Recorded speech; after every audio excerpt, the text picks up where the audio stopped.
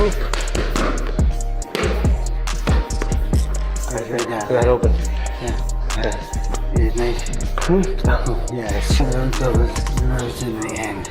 The tempo does. Get up a little higher. Do it. Do it right hand. That's it. Right hand. Quick. Quick. We do. We do it. Yeah. We do it right hand. That's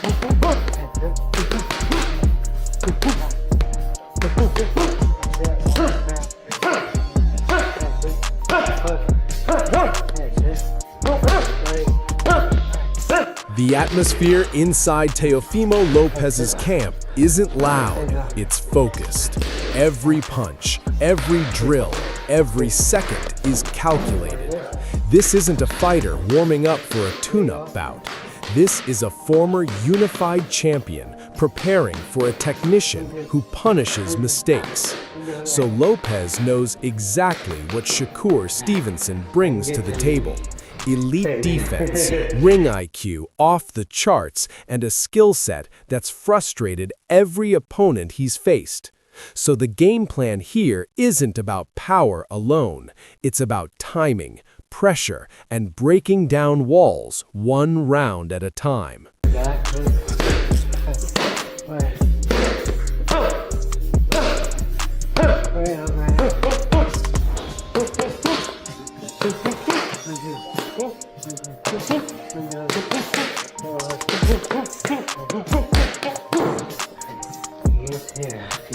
Get to here, but it's not.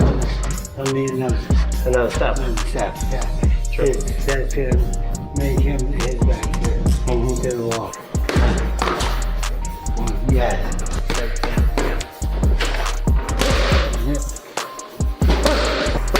That's it. That's it.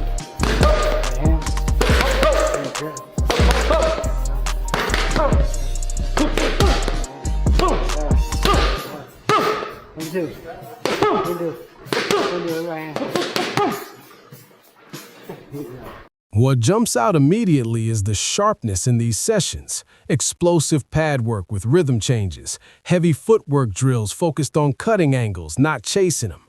This is disciplined aggression at its finest, and right in the middle of it all is Teofimo Lopez Sr., the architect behind some of the biggest upsets in recent boxing history. The dynamic between father and son is intense, demanding, but it works. They've been through wars together, Lomachenko, Josh Taylor, you name it, and now they're building the blueprint to crack another puzzle.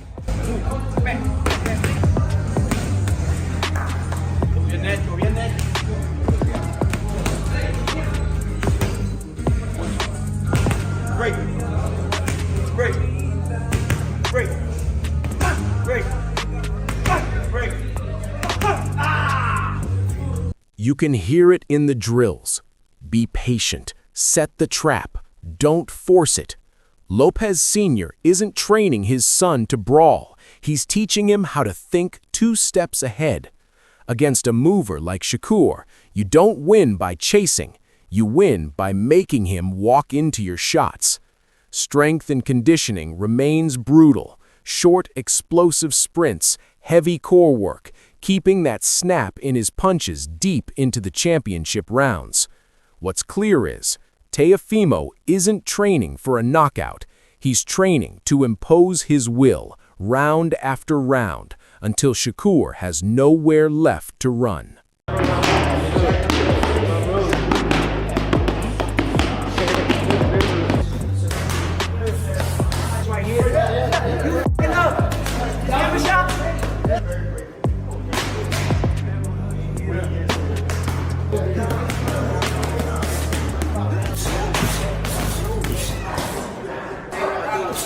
Now, flip the script. On the other side of this chess match, Shakur Stevenson's camp is quiet, methodical, almost boring to outsiders. But that's exactly how he likes it. No circus, no theatrics, just precision. His training is built on fundamentals taken to the absolute limit. Distance control, feints that mess with timing, and defensive drills that make openings disappear before you even realize they were there. Kay Karoma and the coaching staff are drilling scenarios specifically for Teofimo's explosive bursts and sudden gear changes. Lateral movement, stop and start footwork, resetting angles after every exchange. This is surgical preparation.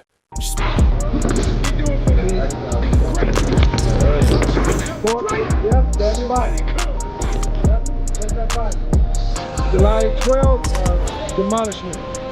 We're gonna demolish him. Guys way too slow, sports too sharp, too fast, too strong. Sparring partners are hand-picked. Bigger guys, explosive fighters who can pressure him mentally and physically. It's not about mimicking Teofimo's exact style. It's about preparing for chaos without losing composure. Conditioning is smooth but relentless. Shakur needs to stay sharp and clear-headed late because that's when mistakes happen.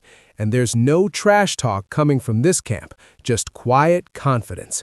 Shakur isn't training to show power. He's training to remove options, frustrate Lopez, and force one critical mistake that decides the entire fight.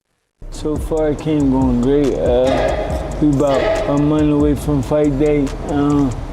Everything going according to plan. Court look great, man, great. He getting the rounds in. Everything going according to schedule. We coming for the victory. You know, me as a trainer, I don't train to go the distance. I think that's wear and tear on the body. You put all the work in camp to make the fight night as easy as possible, and that's what he going. And that's the difference in energy right there. Everything is going according to plan.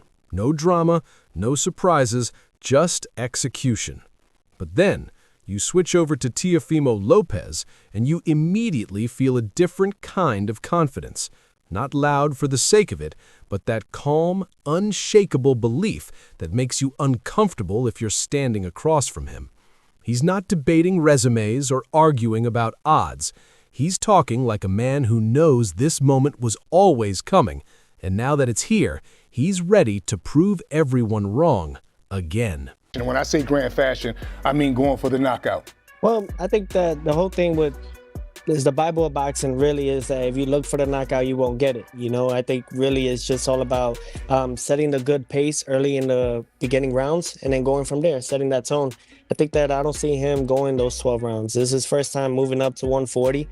A lot of these guys could say a lot of things about me not knocking them out or whatnot, but they don't come and try to fight me after they feel this power. So it's for a reason. It carries. It does. Listen to how he breaks down the knockout question. He's not chasing highlights. He's saying, set the tone early, control the pace, and the power will introduce itself when the moment's right. That's veteran thinking from a guy people still treat like he's reckless. And here's what makes it dangerous. Teofimo knows Shakur is moving up to 140 for the first time. He knows there's a difference between looking slick at 135 and handling real power at this weight.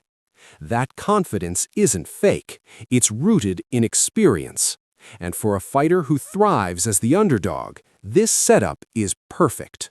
That I'm someone that, you know, is all about against all odds. I've been like that since me winning the 2015 U.S. Olympic trials and didn't, you know, have my spot for the Olympic berth and to represent Team USA in 2016 Olympic Games. I think my whole thing's always been that way, you know, so even Richard Comey, you know, when I won my first world title back in 2019 at 22 against the champion himself, you know, a lot of the odds were always against me, and I think that's when I performed my best, and I look forward to doing that again. This is Teofimo's comfort zone. Everyone doubts him. Chaos surrounds him, and suddenly he's at his absolute best.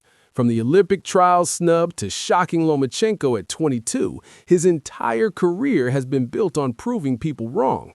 When he talks about Shakur from the amateur days, there's respect. But don't get it twisted. That nostalgia ends the second the bell rings. No friendship energy, no gym politics, just you're trying to take my crown and I'm not having it.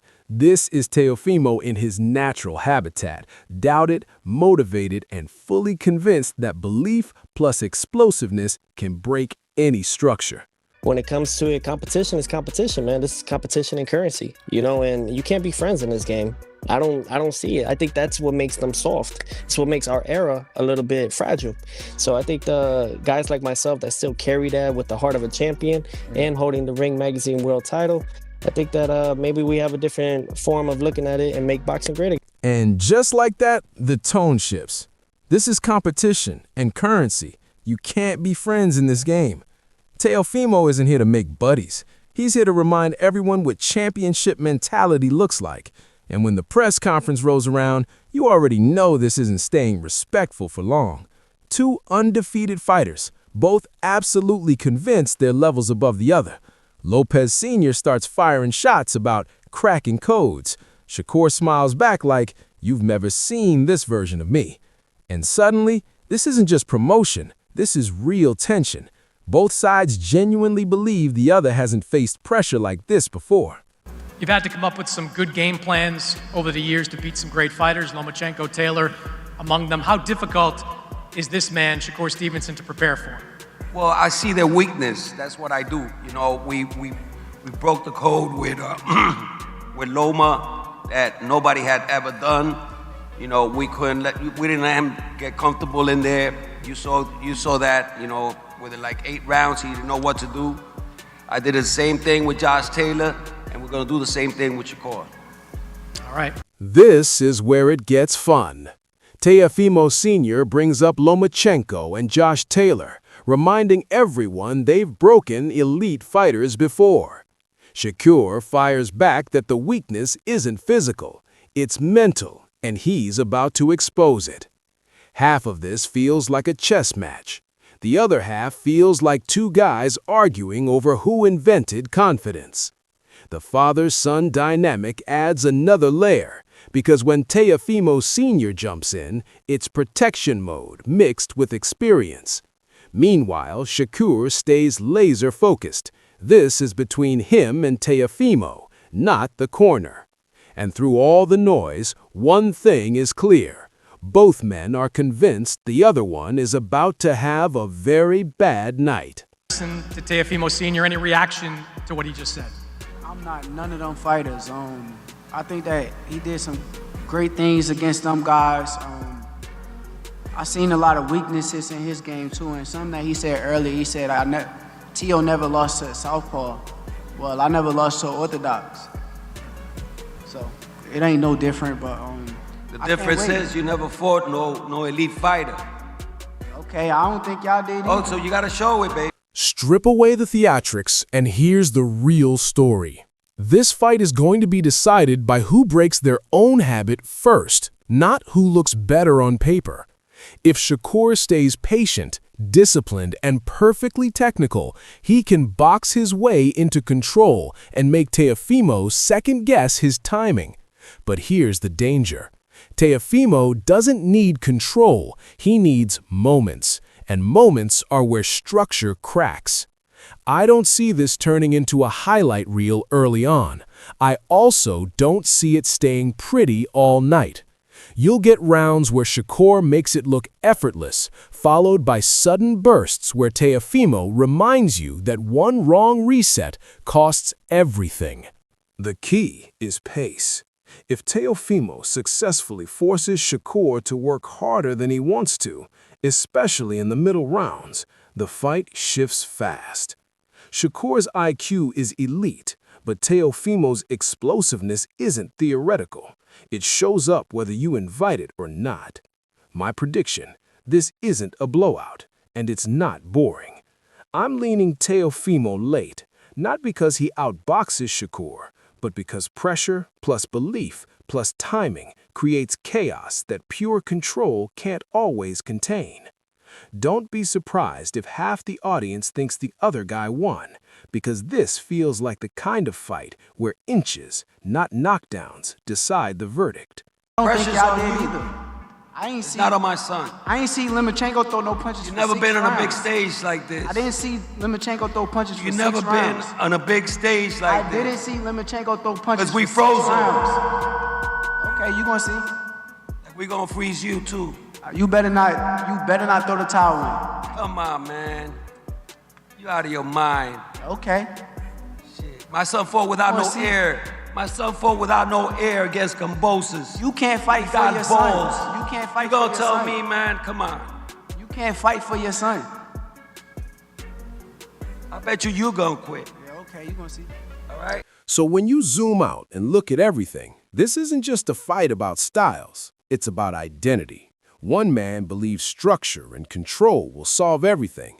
The other believes pressure and belief will eventually bend that structure until it snaps. Both camps are locked in. Confidence is sky high on both sides, and nobody involved sounds like they're planning on adjusting once things get uncomfortable. That's what makes this one special.